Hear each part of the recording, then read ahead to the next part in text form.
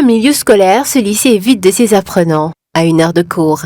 Le syndicat autonome des enseignants du moyen secondaire et le cadre unitaire des enseignants du moyen secondaire ont déclenché des plans d'action comprenant, en plus des grèves et des débrayages, un boycott des évaluations à l'école.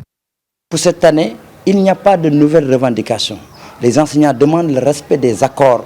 Le protocole d'accord signé en 2018 que l'État avait qualifié d'accord réaliste et réalisable, on demande la matérialisation de cet accord.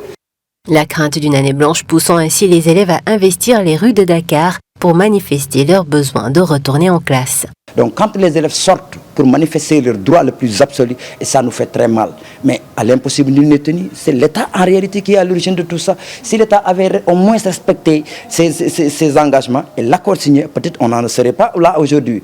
Une situation que déplore la coalition sénégalaise pour la défense de l'éducation, COSYDEP. Actuellement, ce qu'il faut faire, c'est que justement les élèves puissent retourner en salle de classe et que les enseignements apprentissages puissent continuer au risque effectivement donc d'empiéter davantage sur le quantum horaire. Tidjane, élève en classe de 3e, se dit inquiet. On fait rarement des cours. En ce moment, on est très en retard par rapport aux écoles privées. Et si on part comme ça au BFM, on va être pénalisé par rapport à eux.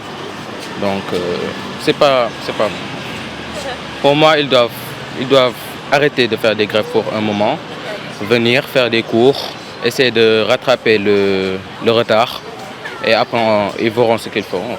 Pour sa camarade, les deux parties concernées devraient savoir raison garder. C'est bien d'être payé, mais le travail fait avec amour n'a pas besoin d'attendre quelque chose en retour. S'ils le font vraiment avec amour, ils n'attendront pas l'aide du gouvernement. Et aussi, je voudrais lancer un message au gouvernement.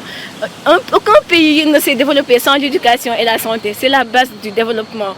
Malgré le chiffre de 90 milliards de francs CFA annoncé par le gouvernement, qui a revu l'offre à 30 milliards comparé au montant initial proposé, les grévistes campent toujours sur leur position et préfèrent la correction du système de rémunération. Pendant ce temps, la grève des enseignants continue dans le pays.